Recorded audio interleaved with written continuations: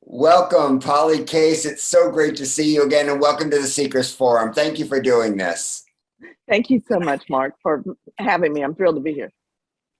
I wanted to speak to you because we're working with rebirth and communication with those who have passed on this month in the Seekers Forum. And I have to tell you, Polly, that I've always been agnostic on this topic. It wasn't until I spoke to you and heard your story that it actually began to open my mind that Really? there is something to this. So I'd Okay. like to let's begin before this happened with Shep. When you were growing up, did you have any belief in or experience with rebirth or communication with those who had passed on? Well, I do have one very vivid memory. I have a lot of vivid memories from a very young age, at 3 years old. You know, my parents will say, I can't believe you can remember that. And my grandmother, who was Mabel was her name, and my maternal grandmother died when I was almost 4, and she was my bond as an infant. She took care of me when I was first born, and so she and I were very close.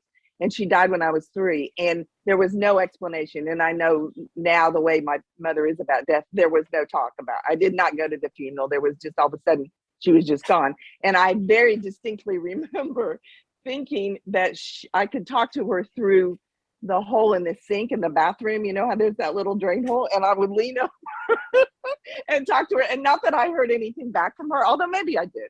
But that's really the only experience I have. All my grandparents died before I was born, or when she was 3, when I was 3, and so no, I did not have any experience really until. I mean, I didn't even consider it until after Shep had died, honestly. So let's begin. Let's talk about your son and tell me a little bit about him, first of all, Okay, yeah. as a human being. Thank you. Yes. He was just a larger than life character. His name was John Shepherd Case. My maiden name is Shepherd, and so I was often called Shep. My father was called Shep, and so we called John Shep. And he was the oldest of my 3 boys and was the ringleader in whatever was going on. And he was a very animated child, but he was also very, very curious and he would imagine things a lot. I can remember him saying, Mom, what if, and he would say something, and he'd say, well, you never know, Mom, you just never know. He said that all the time. You never know, Mom. And so he was very verbal very early, and he was just just one of those very sparkly kind of little children, right? And was always the teacher's pet. It was almost embarrassing how much teachers just loved him and would gush about him. And he was very creative and athletic. He could do whatever he wanted to do. And so he was a skateboarder for quite a bit of time, and had some really close friends, and they would film each other, and it was always getting the next trick and that kind of thing. And they were just so funny. And so, and then uh, uh, he hit about 11, he started really acting out. And, at first you think it's just puberty, and his dad and I had divorced a couple years. We were going through a terrible divorce. And so Chip was a very sensitive child. And so it was hard for him. And so sort of a surprise, he attempted suicide at 13. And it was a shock to all of us. And he had had a very close friend die in an accident 2 months before that. And a skater friend, and I think that sort of maybe triggered this idea that he needed that there was somewhere else he could go, maybe, or escape some pain he was having. Let me just interrupt you. When you say he was acting out, what do you mean? Well, the funny charismatic Shep could all of a sudden, the moods could change on a dime, and he could just rage. And lots of times the anger would be turned to a younger brother who was very undeserving. And he started experimenting with pot pretty young, and it was more the moods, is really, I would say, but because he had gone from such a carefree, gentle, funny child to having some darkness around him. And so we had some pretty tough experiences, and it just came it's a very complicated, layered story, but it just came to light that he was being abused by his father. And so let's stop. So when you say he attempted suicide at 13, what happened? Well, I came home, and I had found out that day that it was right at the beginning of when parents could start seeing their kids' grades online. And I had found out that all of a sudden he had some C's and D's, which he was never that kind of student. And when he came home from school, I asked him about it, and he was very kind of despondent. And like I said, this was 2 months after his friend had died. And so I left the house for a while with my younger son. And when I came back, I couldn't find him. And I recalled that I had seen his screensaver on his computer had changed to the picture of he and his friend. And so then I went upstairs, and he had locked himself in his bathroom and had swallowed Dramamine and allergy medicine and my prescription, just anything he could get his hands on. And the fire department is very close, and so they arrived very quickly, but he was in a coma for about 12 hours. And I regret that I never asked him what happened in those 12 hours, right? Because I think now he could have probably, he was visiting his spirit guides and figuring out if this was his exit point or not. But at the time, it was obviously very scary and very, but there were lots of angels watching over us. And so then he recovered, but never emotionally. And he was such a popular kid that, everybody knew what had happened. And it was just, you could see just the shame, just, filling his being. And so it was about 2 years later when he took his life. He hung himself in his dad's garage. Yeah. So when did you find out that he was being abused? Well, when he was 11, he acted out with his younger brother, who was 5 at the time. And that was a wake-up call with my therapist that said, no 11-year-old does that unless he's seen it or somebody's done things to him. And so he was, my therapist, we had to report it. And so then he was charged with attempted rape of his brother when he was 11 years old. And the system completely failed Shep. They never talked to his dad. They never listened to me. Instead, they just went after Shep. And it was almost like these Barney Fifes, because at the time, we were living in a very waspy kind of area. And there was no, or I shouldn't say it that way, but we were living in an area that there was very low crime. And it was almost like they were making an example out of them. And I should say this, that my husband was a psychopath, and he had really abused me to the point where I was misdiagnosed as being bipolar because I was really just so traumatized by the marriage. And so through all the legal, getting divorced took 2 years, and I was, portrayed as this crazy, vindictive ex-wife, and they wouldn't really believe me. Therapists wouldn't believe me. Shep's Christian therapist wouldn't believe me because my ex was this godly man, that would never do something like that because he's a Christian. So it's been a really rough, Shep lived a really hard life, but what happened within those 2 years from between his attempt and his when he actually died was we moved him to a private school where he was really embraced in this. And it was a Christian school. It was a very small, loving, and he was the star of the football team. And he was Mr., hilarious, and just entertained everybody at the lunch table. And when he died, I heard all these stories, and probably 20 kids told me he was their best friend. It was just so, but the abuse really with his dad, I think really escalated during those 2 years. And Mark, that's his dad, he convinced Shep that I was a bad person, and that, so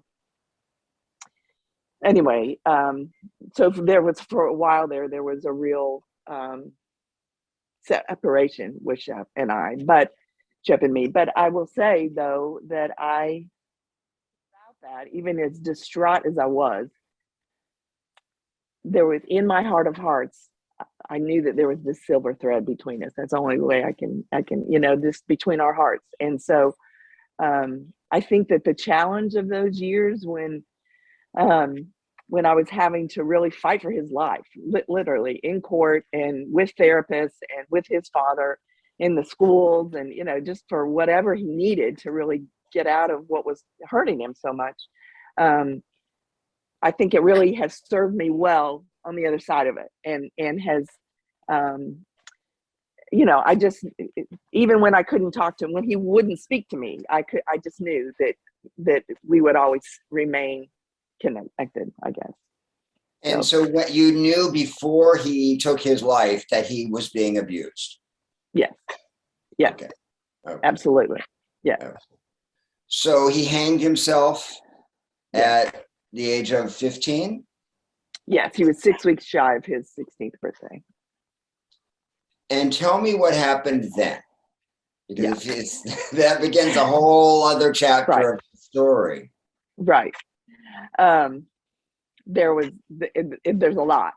There's a lot that happened then.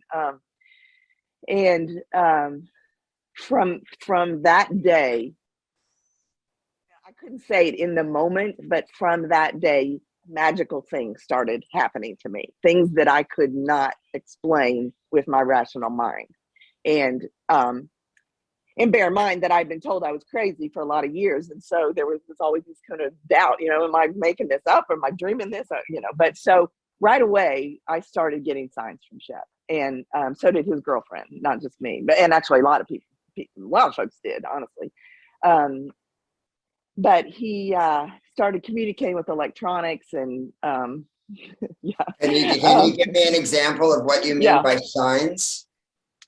He started showing up right away. And at the time, I couldn't have said, oh my gosh, this is Shep sending me signs. But in hindsight, it absolutely was. And the morning of the morning that I went to the funeral home to meet with the funeral director and the pastor and my ex and my daughter, I found a butterfly on the ground in front of our mailbox, completely whole and preserved, but dead butterfly. And I've never found one like that since. Butterflies have been a huge part of our journey. I have lots of stories about butterflies. So that was the first one. And so then I go to the funeral home to meet with the funeral director and my ex and my daughter and the pastor that's going to help us with the service. And we decided that I would tell Shep's story. And it's kind of amazing that I thought I should do that, and that they agreed for me to do that, because I've had a speech impediment. It was really profound when I was young. And since Shep died, I think it's kind of healed, which is kind of a whole another wild story. But so Mark and I were the only ones that wanted to go in and say goodbye to his body. And I went in there by myself, and the funeral director was just a wonderful man, full of grace. And he told me that he had lost a son when he was in his 20s. And so he said, usually when they hang themselves, there's lots of bruising. And he said, and there's not. He's like, he looks great. So I went in there, and obviously this is a very surreal experience. And I hadn't even thought about it that much before I got there. I was just so sort of, you know, in shock, probably, honestly. Yeah. But so I go in there, and he has this smile on his face. He had a very distinctive smile that one corner would go up, and it was just the smirky kind of smile. And he was smiling like that. And I'm thinking, now there's no way they knew to fix him like that. And so anyway, so I'm saying goodbye to him, and I'm kissing his cheeks and tasting my salty tears and thinking how cold his cheeks are. And I kiss his forehead, and it's warm. And I pull back, and I'm thinking, is this supposed to be like this? And there's a light in his forehead. And so I go back in to tell them, and I think, no, I'm not going to say this right now. And so the next morning was his service, and there were probably 800 people there. I mean, this kid knew, we counted 10 different high schools. I mean, the kid was just really, you know, larger than life. And so that morning, I'm going to tell his story. And so I sit down and literally trusted myself and him to deliver this. And I just made some notes on some note cards, maybe 6 or 8 note cards. And I heard this voice. It was the first time I heard him, but I heard a voice say, "Mom, don't forget my bracelet." And he had this, oh, here I have it. Oh, that's so funny. So this is his friendship bracelet that an exchange student from Guatemala had given him. And so they were about to cremate him. So I call and I say, "Don't forget to cut off that bracelet. I need it." And they gave it to me in the narthex of the church right before I walked in and delivered, right, his eulogy, right? And so then after I told his stories and told lots of stories and laughed, and we laughed and laughed and laughed, and by the grace of God, by the grace of Shep, I was able to tell this room full of people, don't blame yourselves, but suicide, tell his girlfriend in front of God and everybody, it's not your fault. And I told his ex, it's not your fault, which it was his fault. But so anyway, that was just the way I was so filled with this calm and supernatural grace, to me, was the biggest sign. But then later, I mean, honestly, right away, we started getting signs with numbers. My youngest, Sam, plays soccer or did for years and years and years. And his jersey number was always 22, and 22 started showing up everywhere. And so I went over to see his girlfriend, and I said, are you getting any? And they said, well, our doorbell keeps ringing and nobody's out there. So that's, he's doing that. And so then she said, well, 22 was my jersey number I didn't know that.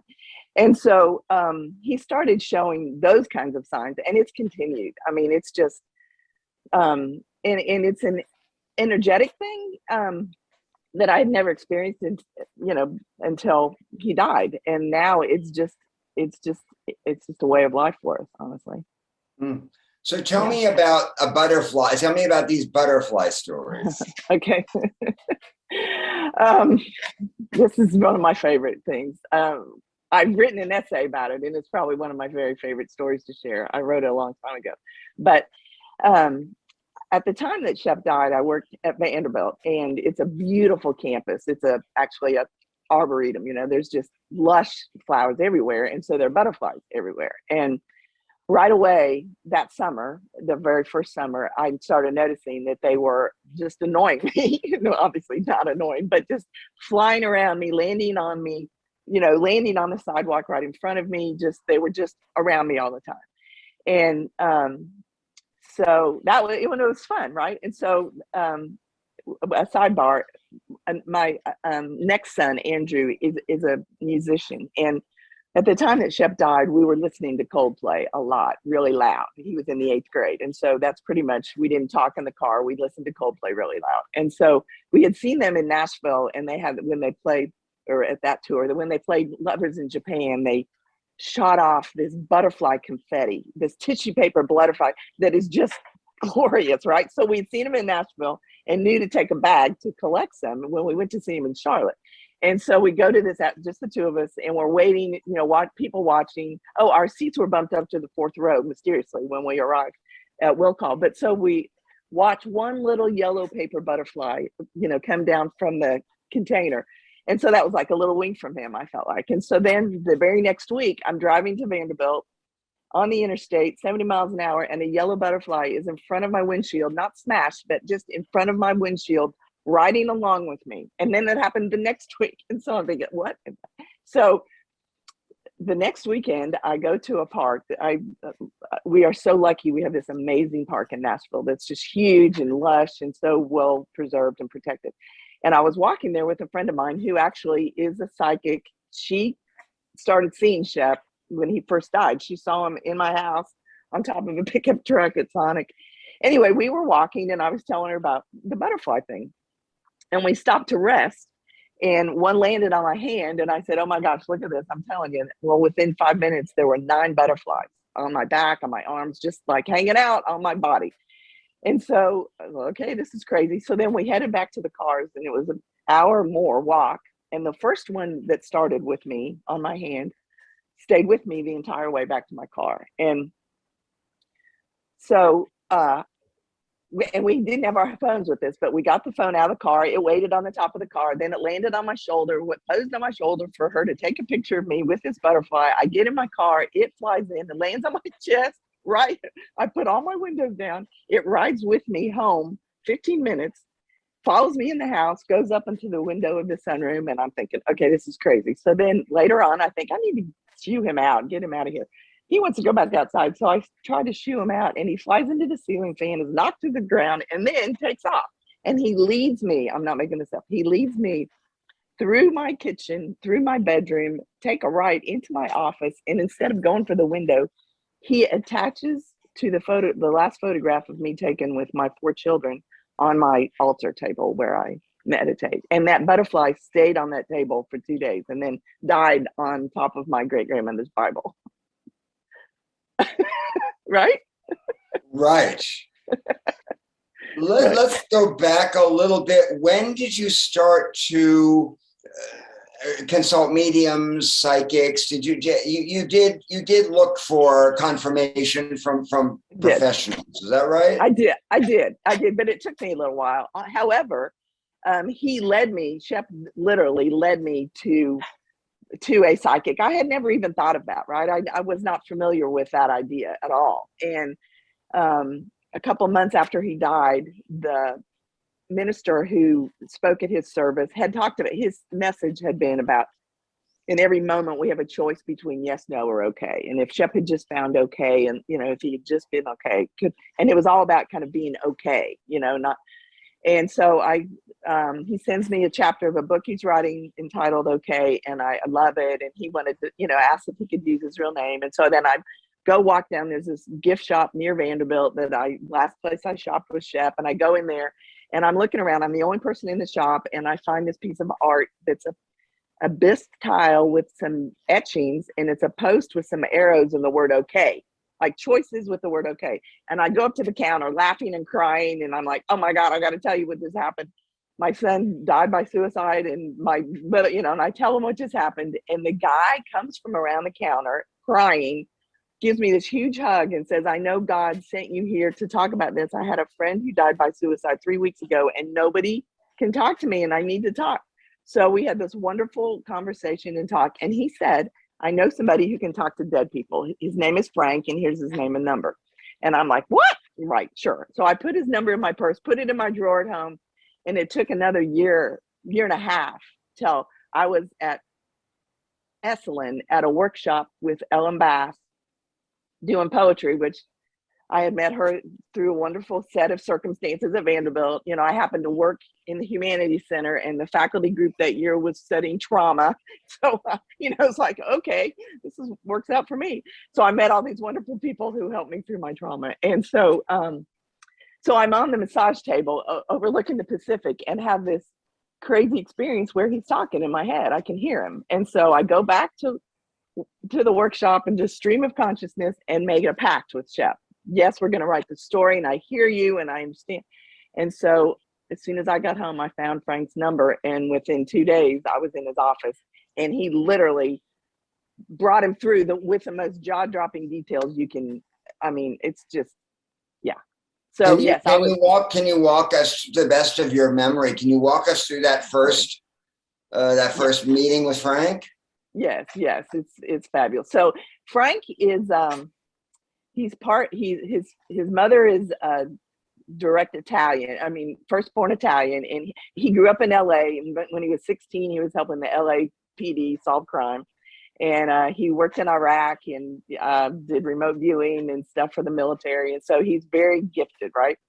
And he's just a wonderful human being. So I didn't know what to expect. I had no idea. And all he knew, he has an assistant who made his appointment. So all he knew about me was my first name. And I sit down, and as soon as I sit down, he does a little prayer. And then he says, Polly, have you ever had a reading? And I said, no. And he said, well, there's a adolescent male here, and he's identifying you as male, as a mom figure. And he said, did you have a son? Yes. So he said, well, tell me he did not like his first name, that he was named after father, grandfather, which he was, both paternal. And he said, but he didn't go by that. He's showing me a German Shepherd. Oh, Shep.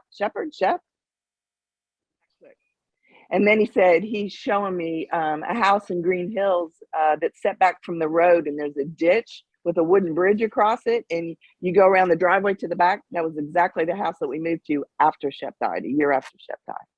And so I said yes. And I'm like, not giving clues, but I,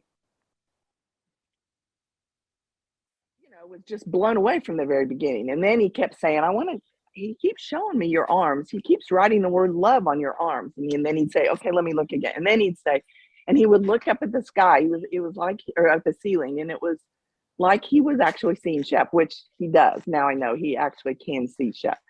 And he said,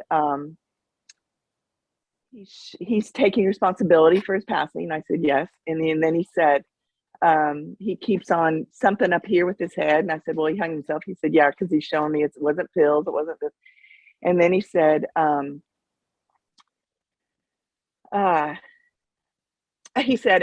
I see Vanderbilt activities coordinator. That was my job title at Vanderbilt. He was that specific.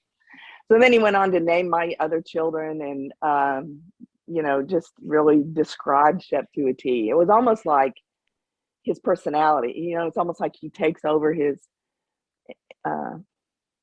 energy. It's really amazing, really amazing. And so were you then able to ask Frank questions? Did you continue to work with him? Yes, when I started with Frank, he used the cassette recorder.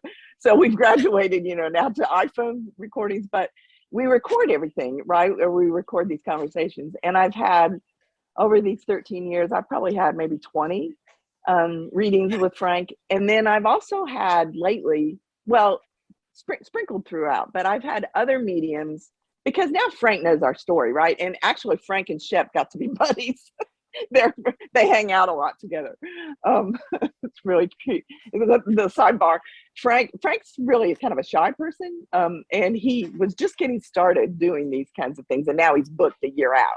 So Frank started getting more confident because he got lots of clients and lots of very important people consult Frank now. So I went to the very first time he did a group reading with like maybe 25 or 30 people in the room. And he was very nervous because he's just more of a one-on-one guy, but he did really well, and he was so great. And afterwards I went up and gave him a big hug. He's a great hugger. And I gave him a big hug, and he whispers in my ear, Shep was standing by me, patting me on the back the entire time. Wow. Isn't that great? Wow. Yeah. It's amazing. Yeah. So, Polly, I'm trying to understand, does someone who passes over to the other side just stay there? Are they not progressing in that dimension? They are totally, yes. And so this is my take, okay? And this is what I've been taught by my guides and my son, and lots of other books I've read and other mediums. And it's very consistent, okay? What they say is that, and I don't even call it the afterlife anymore. because it's really before life too. It's the other side, right? I believe that we choose to come, we plan our lives, we, in agreement with other soulmates, other souls, that we come and live lives, and we take turns being the bad guy and the good guy, and we agree on a sort of a basic blueprint of lessons that we want to learn and roles that we're going to play. And so they definitely, when we go back to the other side, we are definitely learning and progressing. But there's no time and space in that dimension as there is here. And so if you invite them into your space, they'll come. So it's like they can go wherever they want. I mean, there's no time and space. And so I was going to say, it had been a few years since I'd had a reading. I just have kind of gotten, so it's just so integrated in me. And I really, especially either on my cushion or in the woods, I can really, not that I hear him audibly necessarily, but I get impressions. And my father too. My father died in 2002, and I've really cultivated a wonderful relationship with him post his death as well. And so, so what was fascinating to me is this month, for my birthday, I bought myself a reading with a guy in California, and he's an amazing psychic medium, and he has a show on YouTube every Sunday. And so I've been watching him. He talks a lot about politics and current events, which have been obviously very distressing. And he's really helped me a lot, just kind of deal with what's happening in the world, right? And so I splurged and bought myself a reading. And so this guy didn't know me from Adam, right? He didn't know. And he brought, and his rule was, I'll bring through 2 people, and you can ask any kind of questions you want, but I only want to, bring through 2 people. And so I wanted to talk to my dad and my son. And so I said my dad first, and he brought him through. And I said, I think they hang out. The 2 I want to bring through, I think they hang out together. And I just assumed that, right? Well, he said, well, I don't know who the other one is. But then he starts talking about my uncle. My uncle was my dad's best friend. And it was just so beautiful. He said, they're just laughing and laughing. And my uncle died when he was 42, when I was in high school, right? So there's no real time. Reading I had this month, the man brought through Shep, so he wanted his full name and when he died and how old he was. And he said, he is telling me that his persona that he had to create in order to handle the life that he was living, that he lived such a difficult life that he planned, and it was his, he planned to leave when he did. And so he said the persona of Shep, he doesn't identify with him anymore. He said it's been long enough now that he wants to be called John. He's not Shep anymore. He said names hold energy, and John really holds a lot of power for Shep. So he asked that you call him John now, which I'm really trying to adjust to. It's hard.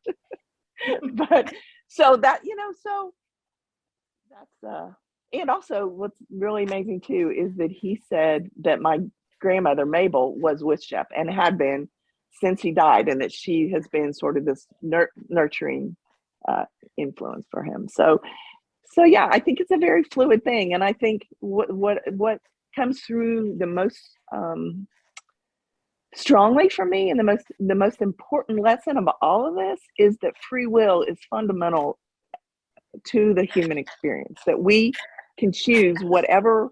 We have free will here, we have free will on the other side. That all these blueprints that we make are not necessarily a fate that we need to worry. I mean, I guess what I'm trying to say is this way of thinking is very empowering to me, because I understand that even though I was terribly abused in my marriage, Shep was terribly abused, we chose it. And I think we chose these lessons. I think for me, my lesson is to find my voice. I went from having this profound stutter as a child. I had some pretty serious trauma at 3. And then, so that sort of set the stage. And then I've just been challenged by lots of situations that have been stigmatizing and shaming. And so it's kind of a beautiful story arc that I've been given this opportunity to tell my story, write a book. This little phase of my life when I'm writing this book, it's my chop wood, carry water phase. So I'm nannying during the day for babies, and then I work as a cashier at night at Sprouts grocery store. And it's wonderful because you meet so many people, and you have so many beautiful organic conversations in 2 minutes, and then they're gone, right? And so people somehow people mention, or I pick up, and I just can say, there are resources, and there's a way to connect, and I'm just one person at a time. It's a beautiful thing. And so much of this experience has been not just necessarily talking to the dead, right? It's just this expansion of the idea that our consciousness is eternal and it doesn't come from our brain.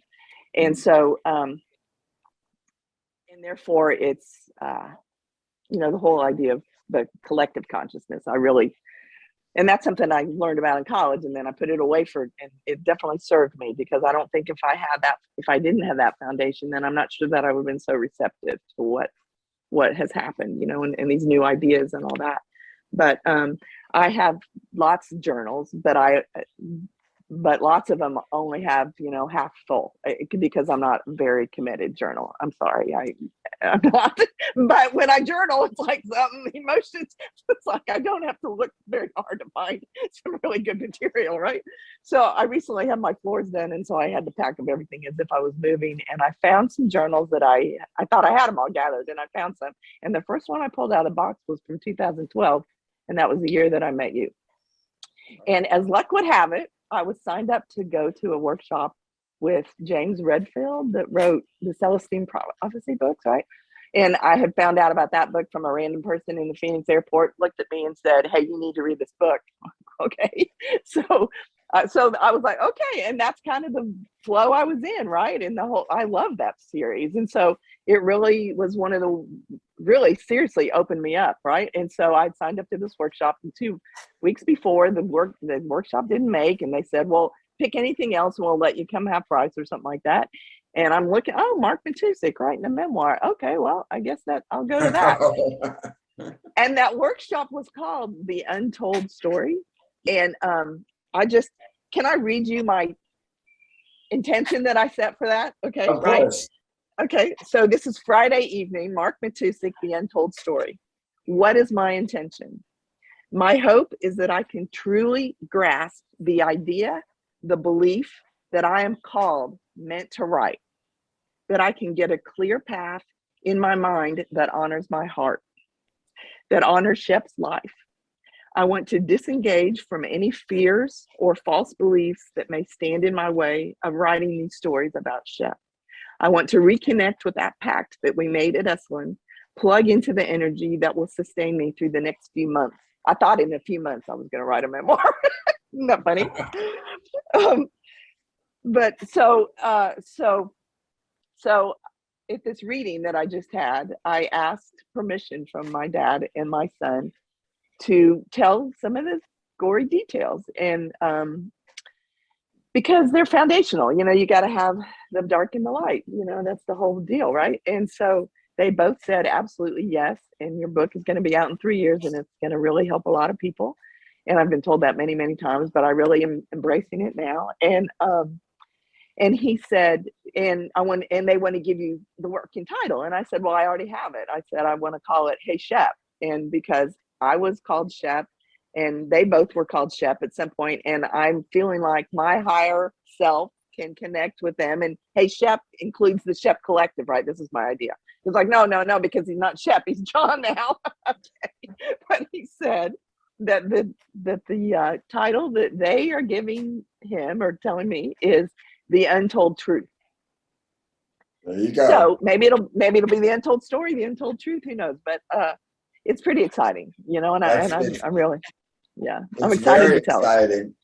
Yeah. I want to ask you a little bit about how it feels to be ostracized by your family, having this information, this knowledge.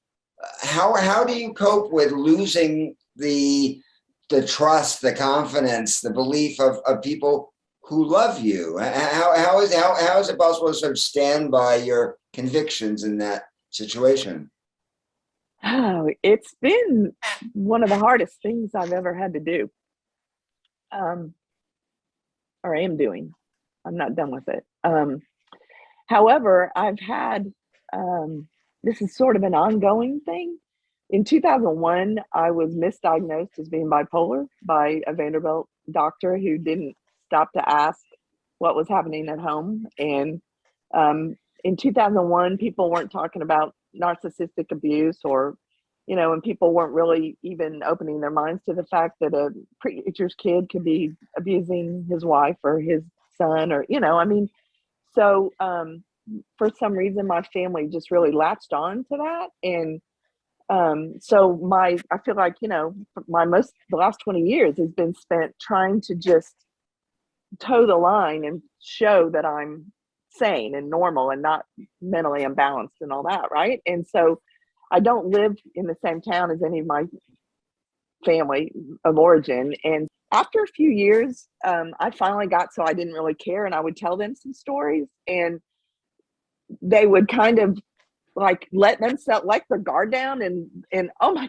be very enthralled. I mean, like one time I was in a group reading with a guy that picked up my dad and my parents, and he said, named that they called each other Sweetums and Cutums. I mean, how specific is that? And that she didn't like roses, she only liked daisies. And he said their wedding anniversary is coming up. Will you please send her flowers? And so I did that and told my mom, and she was blown away. And then it fades, right? When it's convenient for them.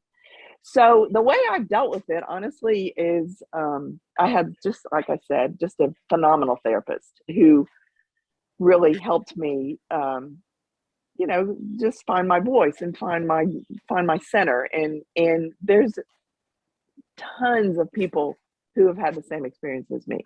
So back then, Facebook, I just got on Facebook when Shep died. I think that was, we'd had a college reunion high school reunion that summer too. And so Facebook was new. And all of a sudden there were these private groups that were springing up, support groups. And they were my lifeline, honestly, for a while, because, at first, until I had the psychic reading with Frank, and that was 2 years in, I really, I knew in my heart of hearts that it had to be Shep's energy that I was sensing, because it was so, but I also, I couldn't really prove it, at that, how can you prove it? But then once I started realizing that there's, and that this has been going on, there's documented experiences like this, 100 years ago, right? And so, just finding like-minded people, honestly, was the key. And then, and I would say that the sorority of moms who have lost kids is just really tight. And once it's obviously an experience that you never wish on anybody, and you can't imagine it unless it happens to you. And there's just a special bond that I have with my other moms that have carried me, And then on top of that, I kind of got the idea to volunteer with hospice several years ago, and just taking the focus away from myself and holding space with people that are in that liminal space was just really, it's just such a blessing, and just makes me realize that the small-minded people in my life, it's their loss. Honestly, I just be callous, but it's the truth. And then I just have to believe that my family of origin is in my life as my foil, or as my, this is a lesson that I don't think that I would be speaking out as much, maybe, if I wasn't challenged to, and feeling like I do feel like I have something to prove, though. I do, because I have a real passion for choice at the end of life. I feel like that we need more of that, and I would love to do work in that field in a way that brings mediumship into that process, and especially when children are dying, because if a parent knows that their child is terminally ill and their grandmother is going to meet them, because our loved ones come and meet us. That's the other thing that I've learned, is that they start showing up, and there's tons and tons and tons and tons of stories of this, but that when a person is actively dying, then they can see their loved ones in spirit, and they come and carry them over. And so as a parent, if I know my child is about to die, but they're going to be met with their dead dog and their dead grandmother and, their best friend who died or whatever, how much could that help, right? Yeah, a lot. Yeah. Also, you must know the work of Jim Tucker, and Jim Tucker has done a lot of research around children who have had violent deaths, and apparently the majority of kids who show up and people, I think, generally who show up have had their lives have ended abruptly. Shep's story seems to fit into that model very strongly. Yes. Yeah. As a matter of fact, it's not just kids, it's adults too, but who can experience that, right? My dad died, he was 70, and at the time he was playing golf 3 days a week. They had just bought a new place in Florida. The car was packed and ready to go. And he had sleep apnea and would not wear his mask. And the weekend before I was there to visit, he said, life's too short to wear that thing. And so he died in his sleep, just very peacefully. He died, and didn't wake up. And this reading that I just had, I want to say this guy's name is Sterling. His show is Sterling Psychic Medium. You can find him on YouTube. He's phenomenal. And he said that Dad said when he first brought my dad through, he was saying that, like, he was surprised when he died. There was this crying, and like, was it a shock? Was it, and so my dad was recounting that 20 years later, whatever, that it was a shock to him, and he kind of maybe didn't know he was dead at first, you know. So that's kind of wild, right? It's very wild. Yeah. So how does this change how you feel about your own mortality, Polly?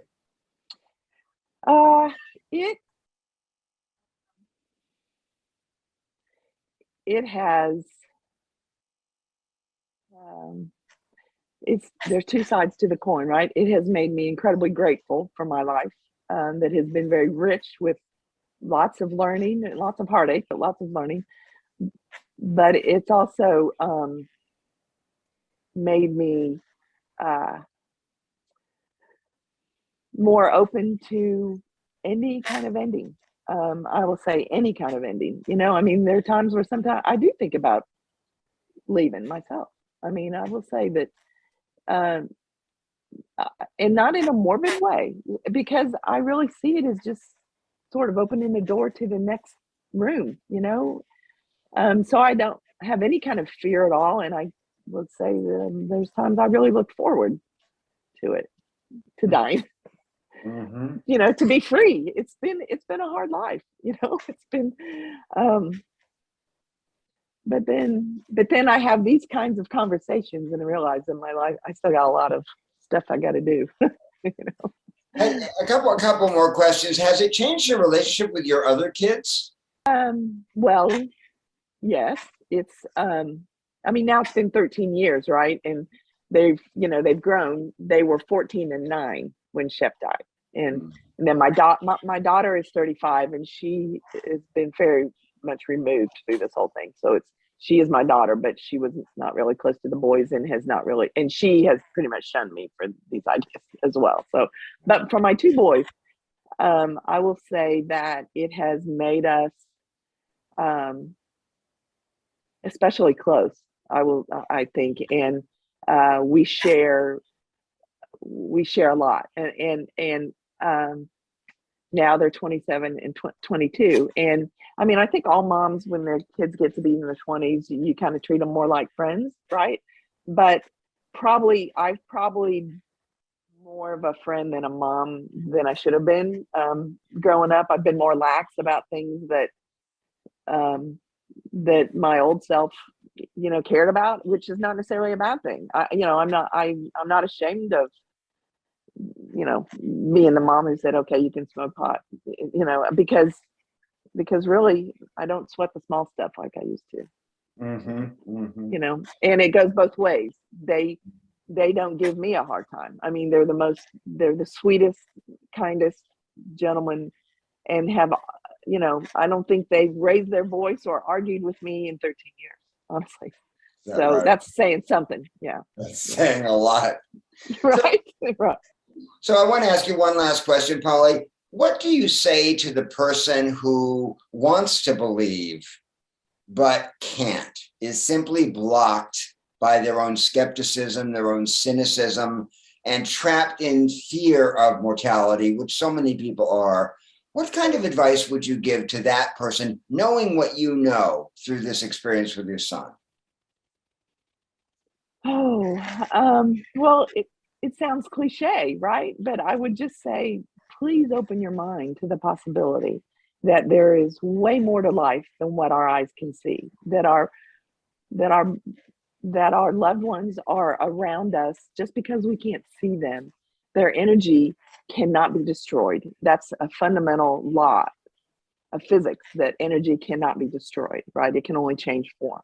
And so if you could just gently allow yourself to imagine that your dead loved ones are in the room with you, and just try to have a conversation with just what would you want to say to them, whether it's out loud or in a letter, or just allow yourself. And the more you can be in nature, the more you can go outside and do this kind of activity with the birds chirping and the trees and the green, or wherever you are in the mountains or the snow, or, if you're a winter person. But to being outside, to me, is fundamentally changing. And the more you can just allow yourself to just relax your mind and relax your emotions enough to imagine your person is beside you, and what would you say to them, and and just allow yourself to imagine that this relationship, although it's a different form, absolutely it's a different form, it can be just as fulfilling. And just I just got chills all over my body when I said that, because it's true. It's true. Yeah. I'm so grateful to you for talking to us and telling this story, Polly. As I said, I've never forgotten it, and it really shifted my own perspective. So you, I just am so grateful to you, and I want to good luck with the book. And I hope that the untold story or the untold truth comes along well. And just sending you a lot of love. Thank you so much. Thank you. I've loved it. Appreciate it. Yeah. Take care. All right. Thank you. Okay. See you.